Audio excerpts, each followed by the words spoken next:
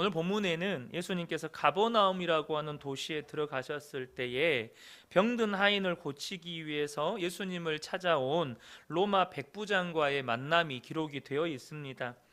유대인들의 입장에서 로마인들, 특별히 로마 군인들은 더욱더 경멸과 증오의 대상이었습니다. 그것은 이 로마라고 하는 나라가 지금 유대 나라를 침략하여서 식민지로 통치하고 있을 뿐만 아니라 특별히 이 가버나움이라고 하는 도시에는 로마 군대가 주둔하여서 이 군인들을 통해서 유대인들을 압박하고 통제하고 있었기 때문이죠. 무엇보다 유대인들은 기본적으로 이방인들을 부정한 자들로 여겼습니다. 그러니까 당연히 로마 군인들과 유대인들 사이가 좋을 수가 없는 것이죠. 그런데 예수님께서 가버나움에 오셨다는 소식을 듣게 된 이 로마 백부장 한 사람이 예수님을 찾아오게 됩니다. 이유는 자기 하인이 병들어서 몹시 괴로워하고 있었기 때문이라고 오늘 본문에 기록이 되어 있습니다. 5절과 6절을 보면 예수께서 가버나움에 들어가시니 한 백부장이 나와 간구하여 이르되 주여 내 하인이 중풍병으로 집에 누워 몹시 괴로워하나이다. 여러분, 하인이 병든 것에 주인이 이렇게 당시 자신들이 지배하는 피지배민 중에 한 사람인, 그것도 나사렛이라고 하는 촌동네 출신의 한 청년을 찾아갈 정도로 이렇게 지극정성을 드린다는 것은 적어도 이 백부장과 하인이 특별한 관계 가운데 있었다는 것을 우리는 추측할 수가 있습니다. 실제로 유대인 역사가 요세푸스에 의하면 당시 로마 군인들 가운데 장교급 이상들, 이런 사람들은 훈련된 하인을 실제로 동행해서 전쟁에 참여했다는 거예요. 그러니까 이 장교급들의 하인이 이 로마 이 백부장이나 그 이상의 장교들의 부관 노릇을 했다는 것입니다. 그러니까 여러분, 전쟁터에서 어떻게 보면 사선을 함께 넘나드는 전우 같은 존재가 이 하인인 것이죠. 그러다 보니까 여러 차례 전쟁에도 참여하고 그러다 보면 이 하인과는 특별한 유대감, 친밀감이 생길 수밖에 없는 것입니다. 그래서 백부장은 자기에게 특별한 이 하인이 병이 들자 예수님께 나와서 고쳐달라고 간청을 하는 것이죠. 그런데 우리가 이 본문에서 주목할 것은, 우리가 이 믿음의 삶이라고 하는 주제 속에서 이 본문을 볼 때 예수님께서 이 백부장의 믿음을 칭찬하고 계시다는 것입니다. 그것도 예수님께서 놀라워하시면서 백부장의 믿음을 칭찬하셨다는 거예요. 10절을 보면 예수께서 들으시고 놀랍게 여겨 따르는 자들에게 이르시되 내가 진실로 너희에게 이르노니 이스라엘 중 아무에게서도 이만한 믿음을 보지 못하였노라. 여러분, 백부장은 이방인이잖아요. 그러니까 당연히 구약 성경에 대해서 알지도 못하고, 구약 성경을 알지 못하니 메시아가 오실 것이라는 그런 예언의 말씀은 당연히 모르는 거죠. 더군다나 이방인이기 때문에 어느 유대의 이런 그 지도자들이 이 로마 백부장에게 성경을 가르쳐 주기나 했겠습니까? 유대인들은 이 로마 이방인들과 상종도 안 하는데, 그러니까 이 로마 백부장은 구약 성경을 모르기 때문에 메시아가 오실 거라는 예언의 말씀도 알지 못하고, 또 유대인들은 당연히 로마인들을 배척하기 때문에 성경을 배워본 적도 없습니다. 그런데 예수님은 이 백부장을 향해서 이스라엘 중 아무에게도 이만한 믿음을 보지 못했노라고 하시면서 백부장의 믿음을 칭찬하고 계시다는 것입니다. 우리는 먼저 이 본문을 통해서 한 두 가지 정도를 이야기할 수 있는데요. 첫 번째는 뭐냐면, 여러분, 믿음에는요, 책망받는 믿음도 있고 칭찬받는 믿음도 있다는 거예요. 믿음이라고 다 똑같은 믿음이 아니라는 것입니다. 믿음에는 칭찬받는 믿음이 있는가 하면 책망받는 믿음도 있어요. 예수님께서 제자들과 함께 배를 타고 갈릴리 호수를 건너실 때 피곤하셔서 배에 주무셨습니다. 그런데 그때에 갑자기 돌풍이 불어서 풍랑이 심하게 일어나게 됩니다. 그때 제자들이 어떻게 반응합니까? 다들 두려워하면서 호들갑을 떨고 그 주무시고 계시는 예수님을 깨웁니다. 그러면서 자신들이 죽게 된 것을 돌아보시지 않는다고 예수님을 원망합니다. 그런 제자들을 향해서 예수님은 그들의 믿음 없음에 대해서 책망하셨습니다. 마태복음 8장 26절을 보면 예수께서 이르시되 어찌하여 무서워하느냐 믿음이 작은 자들아 하시고 곧 일어나사 바람과 바다를 꾸짖으시니 아주 잔잔하게 되거늘. 그러니까 여러분, 믿음에는요 예수님이 칭찬하시는 믿음이 있고 예수님께 책망받는 믿음도 있다는 거예요. 저는 우리 모든 성도님들이 예수님께 칭찬받는 믿음 갖게 되시기를 축복합니다. 또 한 가지 믿음은, 또 한 가지는요, 이 사건이 우리에게 알려준 또 한 가지 교훈은 뭐냐면, 여러분, 믿음은 교회를 오래 다녔다고, 혹은 직분을 가지고 있다고, 혹은 성경을 많이 알고 있다고, 무슨 훈련을 받았다고 해서 좋은 게 아니라는 거예요. 지금 백부장은 성경을 배워본 적이 없어요. 구약 성경을 몰라요. 메시아가 오실 거라는 그 예언의 말씀도 모릅니다. 성경을 접해본 적이 없어요. 그런데 그 백부장은 예수님께 칭찬받았다는 거예요. 그 믿음이. 물론 그 이유에 대해서는 이제 이 다음에 나눌 건데요. 여러분, 저와 여러분이요, 신앙의 연수로 자기의 믿음을 여러분 안심하시면 안 됩니다. 직분으로 자기의 믿음을 안심하셔도 안 됩니다. 내가 교회에서 어떤 봉사를 했거나, 혹은 내가 또 어떤 헌신을 했거나, 이런 것으로 나의 믿음에 대해서 안심하시면 안 된다는 거예요. 그것이 나의 믿음에 대해서 여러분 평가하는 절대적인 기준이 될 수 없다는 것입니다. 도대체 왜 예수님은 이처럼 백부장의 믿음을 칭찬하시는 것입니까? 세 가지를 함께 나누기를 원하는데요. 그 첫 번째 이유는 뭐냐면, 여러분, 지금 이 로마인, 특별히 로마 군인 백부장과 예수님 사이에는요, 예수님 앞에 나오기까지 그 믿음을 방해하는 수많은 요소들을 뛰어넘어야만 예수님 앞에 올 수 있는 것입니다. 백부장은 예수님 앞에 나오는 것을 방해하는 그 많은 요소들을 지금 극복하고 예수님 앞에 나왔다는 거예요. 여러분, 백부장이 예수님께 나오는 것을 방해하는 것에는 어떤 요소들이 있습니까? 앞서 말씀드렸던 것처럼 당시 유대인들은요, 당연히 이방인들은 상대하지 않았습니다. 더구나 지금 자기 나라를 점령해서 식민 통치를 하고 있는 로마 군인들은 부정한 자들을 뛰어넘어서 자기 민족을 학대하는 자들이기 때문에 이 유대인들이 정말로 적대감과 증오심을 가지고 있는 그런 존재들이었어요. 그 사실을 로마 백부장도 잘 알고 있습니다. 과거 우리 일제강점기 때 우리 선조들이 일본 순사들을 대했던 그 태도, 일본 순사들을 향해서 가지고 있었던 그런 마음과 시선이 이 유대인들이 로마 백부장을 바라보는 시선과 별반 다를 것이 없어요. 그런데 여러분, 로마 군인이었던 이 백부장도 마찬가지입니다. 당시 로마는 세계의 중심이었습니다. 모든 길은 로마로 통한다라는 말이 있죠. 로마가 당시 전 세계를 아우를 만큼 여러분 강력한 민족이었고, 그러한 로마라고 하는 나라의 시민권은 엄청난 특권을 가지고 있었습니다. 그 특권의 성경에서 우리에게 소개해주는 특권 가운데 하나는 뭐냐면, 로마 시민권자는 재판을 받지 않고는 처벌받지 않는 권한이 있었습니다. 그러니까 로마 시민권자는 재판 없이는 절대 벌을 줄 수가 없어요. 또 하나는 로마 황제에게 재판받을 수 있는 권한이 있었습니다. 지방에서 재판관들이 사형 이래도요, 내가 로마 시민권자면 황제 앞에 가서 나는 재판받겠다라고 할 수 있는 그런 항소권이 있었다는 거예요. 그래서 여러분, 사도 바울이 빌립보에서 귀신 들려서 점치는 여인을 구해준 일이 있었습니다. 그 일로 인해서 억울하게 감옥에 갇히게 되죠.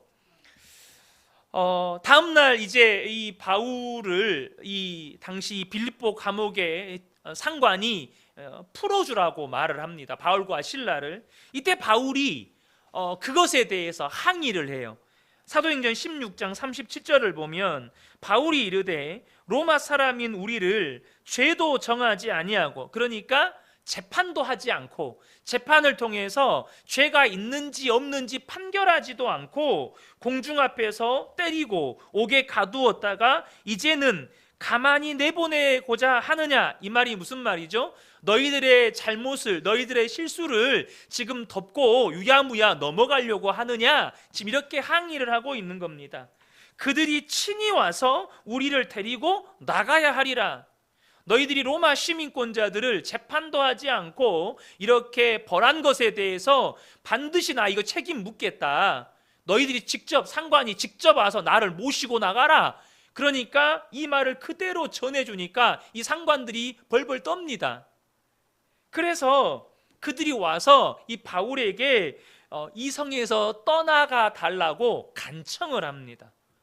그만큼 로마 시민권자를 재판하지 않고 벌하는 건 엄청난 책임을 묻게 되는 일이었어요.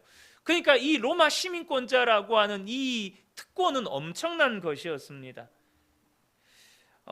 그러니까 이런 특권을 가지고 있는 로마 백부장이 이름도 없는 자기들이 지배하는 피지배민의 땅, 피지배의 땅에 그냥 30살 청년을 만나서 내 하인을 고쳐달라고 간청하는 건 자신의 사회적인 지위, 사람들의, 나에 대한 사람들의 평판, 그 모든 것들을 다 내려놓아야 하는 문제였습니다.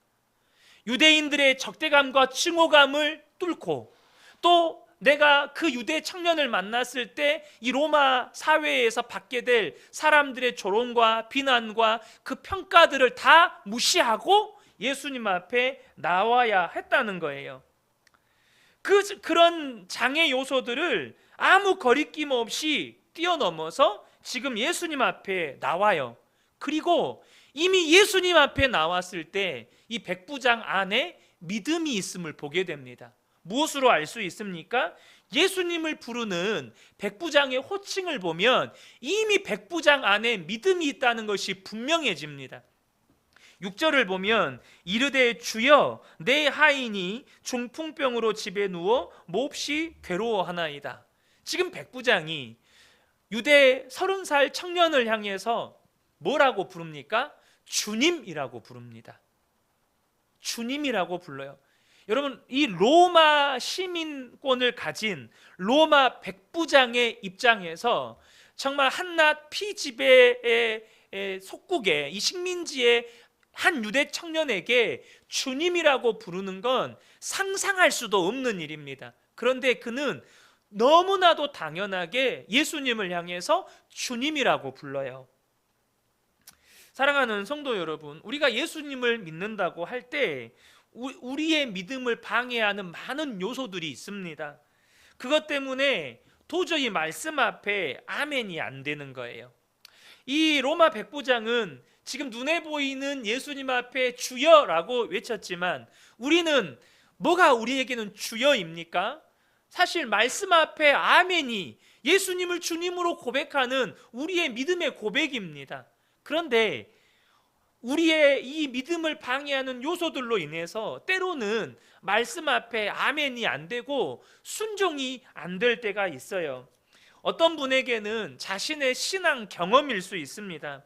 여러분, 신앙생활을 오래 하다 보면 여러분 우리에게는요 은혜의 경험이 쌓이게 됩니다. 내가 이전에 겪었던 은혜의 경험들이 쌓여요. 더 나아가서 내가 교회 생활을 하게 되니까 교회 문화에 익숙해진 그런 경험들이 쌓이게 됩니다. 그나마 은혜의 경험은 그나마 나아요. 근데 교회의 문화 혹은 교회의 전통, 이런 경험들이 막 쌓이게 되잖아요. 그것이 우리의 믿음을 방해하는 요소가 됩니다. 그런 경험들이나 체험들이 우리 안에 말씀보다 앞서는 신념이 돼버릴 때가 있어요. 그래서 그 신념 때문에 말씀 앞에 아멘이 안 되는 거예요. 사랑하는 성도 여러분, 우리의 삶에 은혜의 경험이 중요합니다. 그런데 여러분 꼭 기억하셔야 될 것은 하나님께서 우리에게 베푸신 그 모든 은혜의 영역들을 우리가 다 경험할 수는 없습니다. 우리가 다 경험할 수 없어요. 100명이 모이면 100명의 은혜의 경험이 달라요. 1000명이 모이면 1000명의 은혜의 경험이 다릅니다.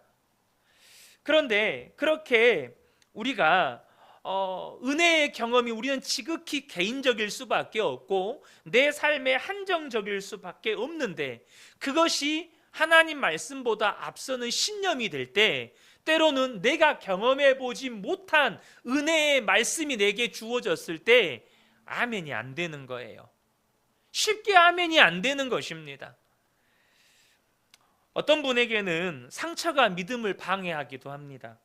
누군가로부터 받은 마음의 상처나 아픔으로 인해서 내 속에 켜켜이 쌓여있는 분노나 화가 있어요. 그래서 다른 말씀에는 아멘이 되는데 원수도 사랑해라 라는 말씀 앞에는 잘 아멘이 안 돼요. 상처를 준 대상이 부모라면 부모를 공경해라 라는 말씀에 잘 아멘이 안 돼요. 어떤 분에게는 두려움이 믿음을 방해합니다. 예수님이 십자가에서 죽으시기 위해서 잡혀가실 때 제자들이 뿔뿔이 도망칩니다. 그리고 예수님이 십자가에서 죽으시게 되시죠.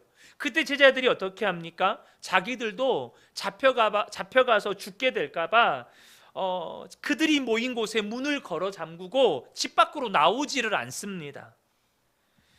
그 두려움 때문에 예수님의 부활을 목격한 여인들이 예수님이 부활하셨다는 소식을 알려주는데 아무도 믿지를 않아요. 아무도 그 말씀 앞에 아멘을 못합니다.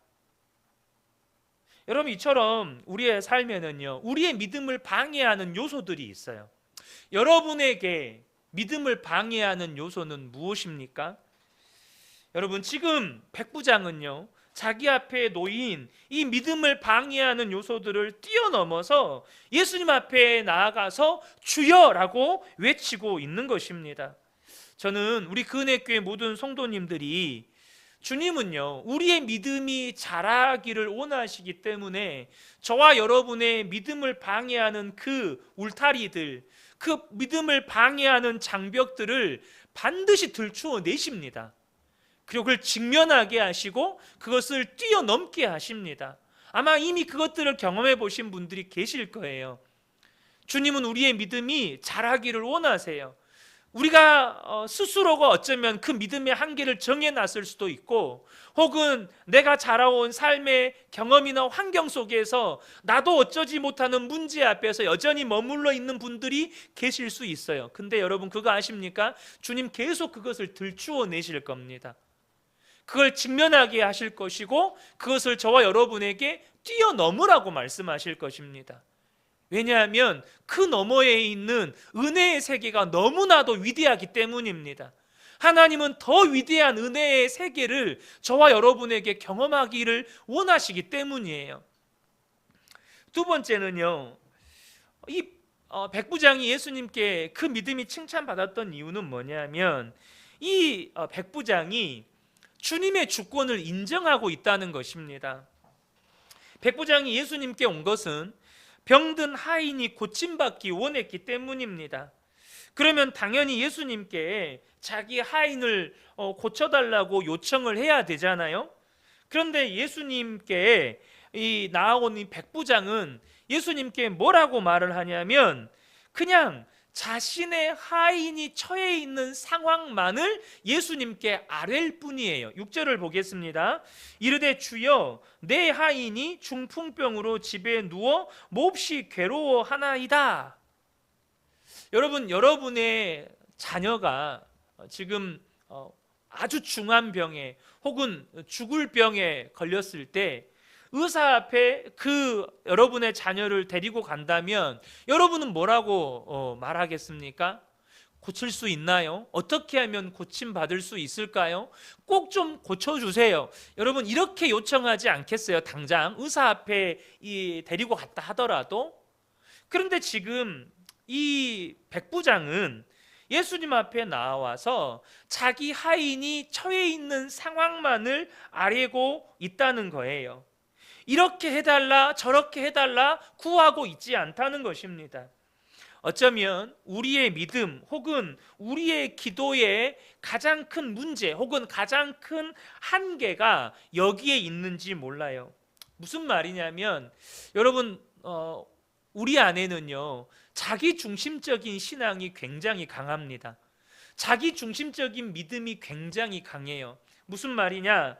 어떤 어려움을 놓고 하나님 앞에 구할 때, 어떤 문제를 놓고 하나님 앞에 기도할 때 우리는요 내가 원하는 때에 내가 원하는 방식으로 하나님이 해 주셨으면 좋겠다는 마음이 있어요. 하나님 바로 지금입니다. 하나님 바로 이러한 방법입니다. 당장 우리 자녀가 대학 시험을 앞두고 있어요. 취직 시험을 봤어요. 승진 시험을 봐요. 그러면 우리 마음 가운데는 어떤 기도를 하죠? 제가 절대 그분들을 이렇게 비판하려고 하는 말이 아닙니다. 제가 이렇게 극동방송 소망의 기도를 섬기면 이렇게 시험 보는 자녀들 기도 제목도 많이 올라오거든요. 그러면 반드시 이번에 합격해야 되는 거예요. 이게 절대 비판이 아닙니다. 저도 사실 그러니까 우리는 지금 합격했으면 좋겠어요. 지금 승진했으면 좋겠어요. 지금 내가 하는 사업이 성공해야 돼요. 지금 내가 하는 일이 잘 돼야 돼요. 이처럼 우리는요 내가 원하는 것이 내가 원하는 때에 내가 원하는 방법으로 되어지기를 바라는 그러한 자기중심적인 신앙이 우리 안에 있다는 것입니다. 어떤 병에 걸렸다면 그 병은 반드시 지금 치료받아야 돼요. 어떤 문제가 있다면 그 문제는 반드시 내가 원하는 때에 내가 원하는 방식으로 해결되어야 돼요. 주님이 내게 왜 그런 병을 허락하셨는지, 왜 내게 그런 문제를 허락하셨는지, 주님의 뜻은 무엇인지, 그 질병이나 그 문제를 통해서 하나님은 내게 무슨 일을 행하기를 원하시는지, 지금 내게 뭘 말씀하고 계시는지, 내가 돌이켜야 할 것이 있다면 그것은 무엇인지 별로 관심도 없고 잘 묻지도 않아요. 이것이 어쩌면 우리가 가지고 있는 자기중심적인 신앙의 한계인지 모릅니다. 사랑하는 성도 여러분, 저는 우리 그은혜교회 성도님들이 예수님을 내 안에 가두지 않으셨으면 좋겠습니다. 물론 예수님은 내 안에 들어와 계셔요. 근데 내 생각, 내 계획, 내가 원하는 것, 내가 원하는 방식에 예수님을 가두지 않기를 축복합니다. 여러분, 나아만 장군이 나병에 걸리잖아요. 근데 그 집에 마침 이스라엘 땅에서 노예로 잡혀온 한 여종이 있었습니다. 그래서 그 여종이 여주인에게 엘리사를 소개해줘요. 그래서 나아만 장군은 엘리사에 대한 소식을 듣고 왕의 허락을 받아서 엘리사를 찾아갔는데 엘리사가 직접 마중을 나와 보지도 않고 종을 보내서 요단강에 가서 7번 목욕하라고만 말을 전해주고 가라는 거예요. 여러분, 당시 아람이라고 하는 나라는 이 가나안 주변 일대에서 가장 강력한 나라였습니다. 가장 강력한 나라였어요. 그런데 그런 강력한 나라에 정말로 그 구국 영웅이거든요. 아람 장군, 이 나아만이. 그런 장군이 왔는데 말 그대로 이 나아만 장군이 엘리사를 만나기 전에 먼저 아람 왕이 이스라엘 왕에게 나아만 장군을 가니까 엘리사 소개시켜줘서 병 낫게 해달라고 서신을 먼저 보내거든요. 그때 이 이스라엘의 왕이 얼마나 호들짝 놀란지 모릅니다. 아니, 이걸 통해서 우리나라를 침공할 빌미를 잡으려고 하는구나, 얼마나 호들짝 놀라는지 몰라요. 그만큼 아람은 강대한 나라였습니다. 그런데 그런 장군이 왔는데 엘리사가 그렇게 자신을 대접하는 거예요. 나아만 장군이 어떻게 반응하죠? 열왕기하 5장 11절을 보면 나아만이 노하여 물러가며 이르되 내 생각에는 그가 내게로 나와 서서 그의 하나님 여호와의 이름을 부르고 그의 손을 그 부위 위에 흔들어 나병을 고칠까 하였도다. 여기서 중요한 게 이 내 생각에는 이라는 단어입니다. 나아만은 자기 생각에는 엘리사가 이렇게 해주기를 원했어요. 이것이 우리가 가진 자기중심적인 신앙의 한계라는 것입니다. 내 생각에는 하나님이 이렇게 해주셨으면 좋겠어요. 이 방법으로 이때에 내가 원하는 것을 그렇게 해주셔야 된다는 거죠. 나만처럼 내 생각에는 이라고 했던 것과 같은 그 모습이 우리 안에도 있다는 것입니다. 그러나 여러분, 백부장은 어떻게 예수님 앞에 이야기합니까? 내 하인이 중풍병으로 집에 누워 몹시 괴로워하나이다. 이게 끝입니다. 그것을 주님께 말씀드리고 자기가 원하는 그 어떤 것을 요청하지 않아요. 분명히 백부장은 예수님이 자기 하인을 고쳐주시기를 바라고 있습니다. 그러나 사랑하는 하인의 치유에 대한 모든 것을 주님께 맡겼습니다. 주님께 맡겼다는 거예요. 주님의 주권을 철저하게 인정하고 있다는 것입니다. 여러분이 지금 기도하는 것 중에 주님 바로 지금입니다. 주님, 지금이에요. 주님, 지금 해주셔야 됩니다. 더 미루면 너무 늦습니다. 주님, 이 방법입니다. 여러분, 이렇게 하나님 앞에 어떻게 보면 하나님 앞에 간구하고 있는 것 없으십니까? 저와 여러분이 주님의 주권을 인정할 수 있는 그런 믿음이 있기를 예수님의 이름으로 축복합니다. 주님께 맡겨드리는 거예요. 주님, 내 방법도 내려놓겠습니다. 내가 원하는 때도 내려놓겠습니다. 내가 원하는 것도 내려놓겠습니다. 주님이 주님의 때에 주님의 방법으로 이루십시오. 그렇게 주님께 맡겨드리는 것이죠. 이렇게 백부장은 예수님의 주권을 철저하게 인정하고 있다는 거예요. 자기 하인이 나병에서 고침받기를 간절히 원하지만 그 병의 고침은 오직 주님의 권한에 있다는 것입니다. 그렇게 백부장이 예수님께 고백했습니다. 여러분, 예수님도 이 땅에 오셔서 십자가를 지실 때 하나님 아버지의 주권을 철저하게 인정하셨습니다. 그래서 십자가 고난 앞에서 겟세마네 동산에서 기도하실 때 어떻게 기도하셨습니까? 마태복음 26장 39절을 보면 조금 나아가사 얼굴을 땅에 대시고 엎드려 기도하여 이르시되 내 아버지여, 만일 할만하시거든 이 잔을 내게서 지나가게 하옵소서. 그러나 나의 원대로 마시옵고 아버지의 원대로 하옵소서. 이것이 예수님의 기도였습니다. 우리는 예수님을 주님으로 믿습니다. 여러분, 아멘이시죠? 예수님은 나의 주님이십니다. 그 말은 예수님이 나의 주인이시다는 거예요. 예수님이 나의 왕이시라는 것입니다. 그러면 나에 대한 모든 결정권이 예수님께 있지 않겠습니까? 내가 원하는 것이 내가 원하는 때에 내가 원하는 방법으로 이루어지기를 구하고 있다면 그분이 어찌 나의 주님일 수 있어요? 그분은요, 내 피선거예요. 그렇지 않나요? 내가 원하는 것, 내가 원하는 때, 내가 원하는 방법으로 이루어지도록 그저 돕는 도우미에 불과해요. 그러면 그분은 주님일 수가 없는 거죠. 그러나 내가 원하는 것은 이것이지만 주님, 주님의 뜻대로 하시기를 원합니다. 내가 원하는 때는 이때지만 주님, 주님의 때에 하십시오. 내가 원하는 방법은 이것이지만 주님, 주님의 방법대로 하십시오. 이것이 예수님의 주권을 인정하는 것입니다.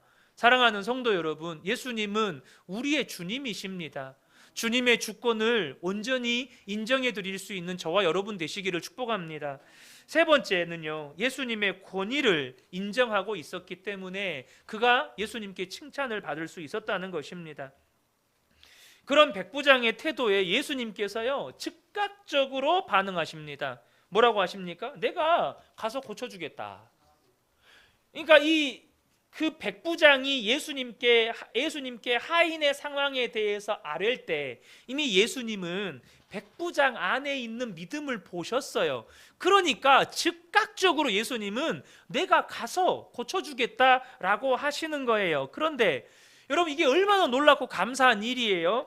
그런데 여러분, 백부장이 그 예수님의 대답에 대해서 어떻게 반응하고 있습니까? 8절을 보면 백부장이 대답하여 이르되 주여 내 집에 들어오심을 나는 감당하지 못하겠나이다. 이렇게 반응하고 있습니다.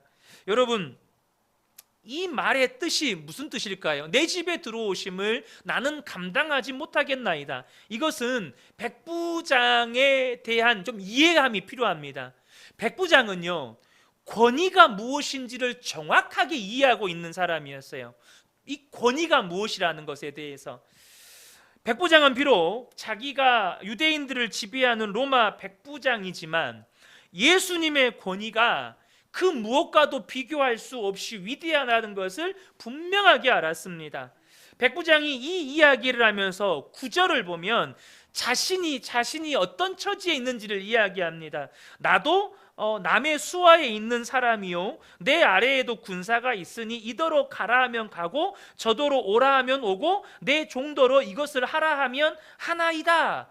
그러니까 백부장은 자신이 로마 군인의 신분에 있으면서 권위가 무엇인지를 정확하게 이해하고 있었다는 뜻이에요. 그는 권위 아래에 있는 사람이에요. 누구의 권위요? 황제의 권위 아래에 있는 사람입니다. 그래서 그는요 로마 황제의 말 한마디로 나라나 도시를 폐허로 만들기도 하고 수천 수만의 사람을 죽이기도 하고 혹은 노예로 만들어 버리기도 했습니다. 황제의 말 한마디로 인해서 나라나 도시의 운명이 바뀌어 버리고 수천 수만의 사람들의 운명이 바뀌어 버리는 거예요. 그러니까 로마 황제가 말 한마디를 하면 그 밑에 있는 군사들이 그대로 따라 행하면서 로마 황제의 말이 그대로 이루어지는 것입니다. 권위라고 하는 건 그런 거예요. 말하면 그대로 되는 것입니다. 그런데 그런 권위를 가진 로마 황제가 만약 백부장의 집에 방문한다? 이건 한 번도 상상해 본 적이 없는 거예요. 왜요? 그런 일은 일어날 수가 없으니까. 근데 자기 앞에 로마 황제와는 비교할 수도 없는 하늘의 권위를 가지고 계신 분이 계세요. 그분이 누구죠? 예수님이십니다. 지금 백부장은 예수님이 주님이세요. 예수님도 백부장의 믿음을 정확하게 보시고 내가 가서 고쳐주겠다 이렇게 말씀하실 정도로 예수님도 이미 백부장의 믿음을 인정하고 계세요. 그런데 백부장이 예수님이 놀랄 만한 고백을 하는 겁니다.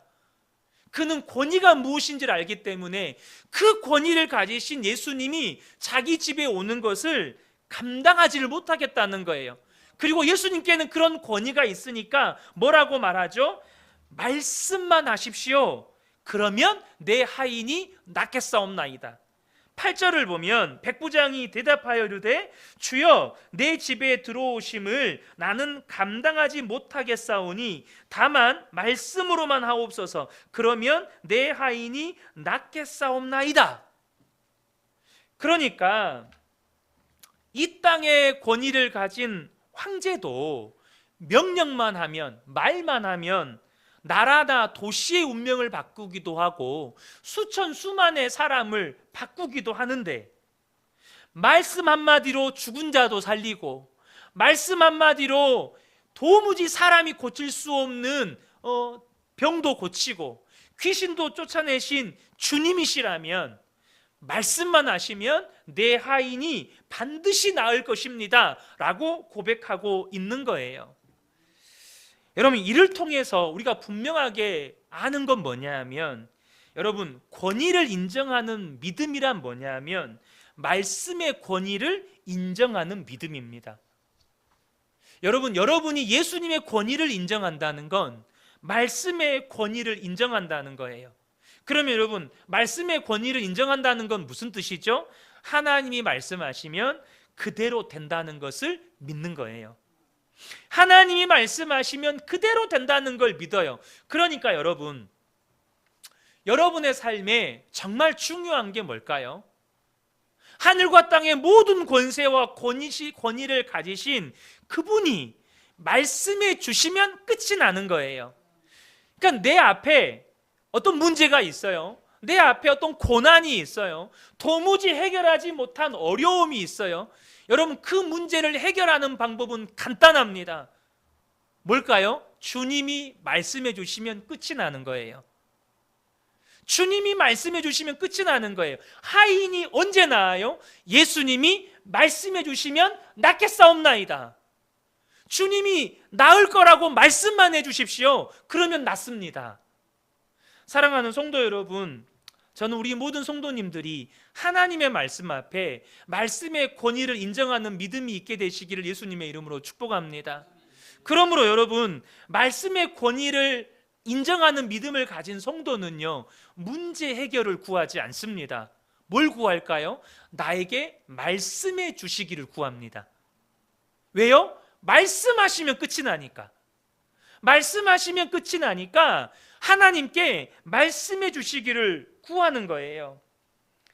여러분, 우리가 잘 아는 믿음의 사람 다윗은 하나님의 말씀을 늘 사모했고 하나님의 말씀을 늘 갈급했습니다. 그래서 항상 하나님이 자신에게 말씀해 주시기를 갈구했습니다.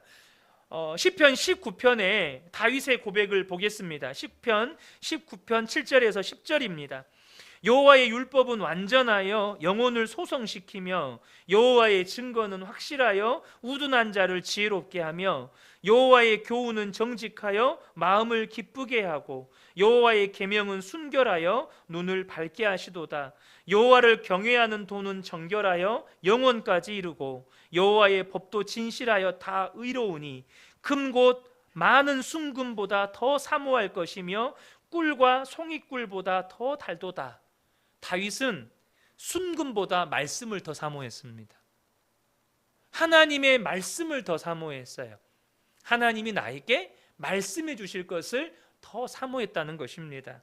저는 우리가 언젠가 하나님 앞에 서게 될 것인데 하나님은 다른 무엇보다도 우리의 믿음에 대해서 평가하실 것입니다. 우리의 믿음이 진짜였는지 가짜였는지. 그 믿음에는 분명히 책망받는 믿음도 있을 것이고 칭찬받는 믿음도 있을 것입니다. 저는 우리 근혜교회 모든 성도님들이 우리 주님 앞에 서는 그날에 우리 주님께 칭찬받는 복된 분들이 되시기를 축복합니다. 여러분 앞에, 저와 여러분 앞에 놓여있는 수많은 믿음의 방해 요소들, 그것을 뛰어넘어서 주님 앞에 나아가십시오. 내가 원하는 것이 내가 원하는 때에 내가 원하는 방법으로 이루어지기를 원하는 그런 자기중심적인 신앙이 우리 안에 다 있습니다. 그러나 여러분, 주님의 주권을 인정하시기를 축복합니다. 주님은 주님이십니다. 그리고 예수님의 권위, 말씀의 권위, 말씀하시면 주님 그대로 되어집니다. 그러니 주님 나에게 말씀해 주십시오. 저와 여러분이 이 밤에 주님 앞에 앉아 있을 때, 주님 앞에 예배 드릴 때 여러분 말씀의 권위를 인정하시는 복된 분들 되시기를 축복합니다. 하나님 나에게 말씀해 주십시오. 그러면 모든 건 끝이 납니다. 모든 것은 잠잠해집니다. 그래서 우리 모든 성도님들이 주님 앞에 서는 그날에 우리 하나님 앞에 오늘 백부장이 칭찬받았던 것처럼 저와 여러분도 칭찬받게 되는 그런 놀라운 은혜를 누리시기를 예수님의 이름으로 축복합니다. 아멘.